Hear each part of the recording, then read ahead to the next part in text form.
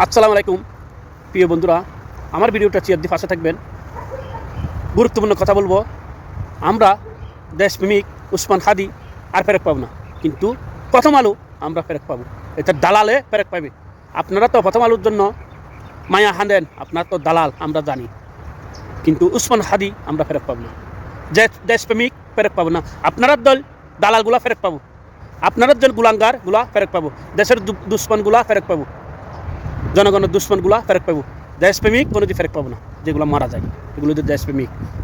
উসমান হাদির মতন আপনারা হইতে পারবেন না, হইতে চাইলে হইতে পারবেন না। আপনারা তো দালাল।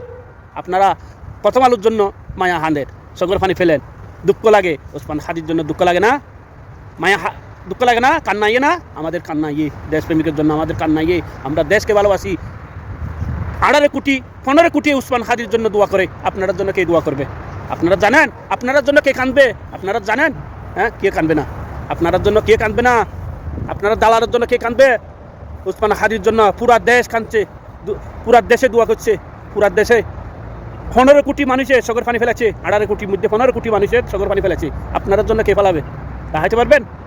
জনাদার মধ্যে যে মানুষ হয়েছে, আপনারা জনাদার মধ্যে মানুষ হবে, আপনারা যদি মরে যান মানুষের দোয়া করবে, আলহামদুলিল্লাহ চলে গেছে। কিন্তু উসমান হাদির মতন মানুষ পাবো না, আপনার মতন মানুষ পাবো দালালগুলা, ওই দেশের গুলামগুলা, ওই দেশের জাতীয় দালালগুলা, এগুলা ফেরত পাবো। কিন্তু উসমান হাদির মতন দেশপ্রেমিক ফেরত পাবো না। এটা মনে রাখবেন। আপনার জন্য গুলাঙ্গার আমরা ফেরত পাবোই, কিন্তু দেশপ্রেমিক ফেরত পাবো না।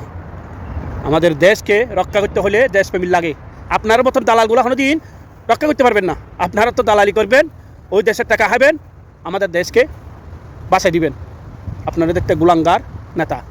তারা আপনারা শরম লাগে না? আপনারা কোনো মায়া নাই দেশের জন্য? দেশের জনগণের জন্য কোনো মায়া নাই? দেশের জন্য কথা বললে আপনারা সুযোগ দিই দেশপ্রেমিকগুলো মারা দিবেন। দেশপ্রেমিকগুলো এগুলো মারবে। দেখেন, আমাদের দেশপ্রেমিক সেনাবাহিনী আছে, কী করে জানি না, দেশপ্রেমিকগুলো রক্ষা করতে পারেন না। আপনারা কীভাবে দেশ রক্ষা করবেন? ওই দেশের তো হ্যাঁ, এই জাতীয় বেঈমানগুলা, পুলিশ বাহিনী জাতীয় বেঈমান, এগুলার বসে রাখছেন। এগুলো কেন বদলেন নাই? আগের পুলিশগুলো কেন বদলেন নাই? হ্যাঁ, এগুলো থাকলে হলে দেশ ভালো থাকবে?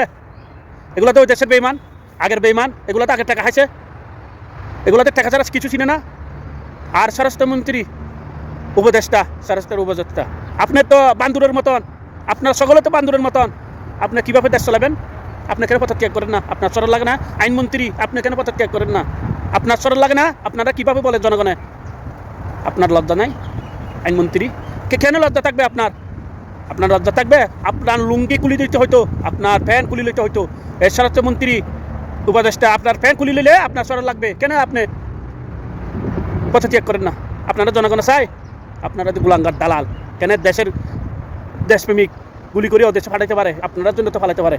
আপনার জন্য তো কেন ফালাইতে পারে? এই গুলাঙ্গার, এই জাতীয় বেঈমান, আপনারা তো জাতীয় বেঈমান, জাতীয় গুলাঙ্গার। আপনারা কোনোদিন দেশকে ভালোবাসেন না, আপনারা টাকাকে ভালোবাসেন। যদি ক্ষমতা ছাড়েন। আল্লাহ হাফেজ। ভালো লাগলে শেয়ার দিয়ে পাশে থাকবেন ইনশাআল্লাহ।